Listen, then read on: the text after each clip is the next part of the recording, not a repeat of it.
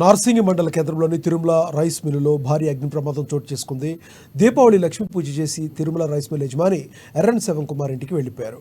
ఒక్కసారిగా rice mill ఆవరణలో మంటలు చెలరేగ్గా భారీ సంఖ్యలో నిల్వ ఉంచిన గన్ని బ్యాగులు పూర్తిగా తగలబడ్డాయి. రామాయంపేట అగ్నిమాపక సిబ్బంది మంటలను ఆర్పినప్పటికీ పూర్తి స్థాయిలో అన్ని బ్యాగులు తగలబడటంతో సుమారు 9 నుంచి 12 లక్షల ఆస్తి నష్టం వాటిల్లిందని యజమాని ఎర్రం శ్రవణ్ కుమార్ వాపోయారు.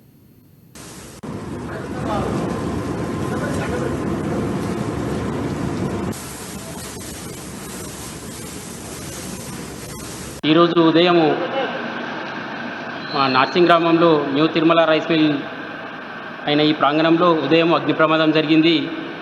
దీంట్లో భాగంగా 40,000 కొత్త బార్దాన్ కాలిపోవడం జరిగింది. దీని విలువ సుమారు 12 లక్షల రూపాయలు ఉంటుంది. దీని పట్ల ప్రభుత్వం స్పందించి మా మిల్లు యజమానైన ఎర్రం శ్రవణ్ కుమార్ గుప్తా గారిని ఆదుకోవాలని విజ్ఞప్తి చేస్తున్నాము. ఈరోజు ఉదయం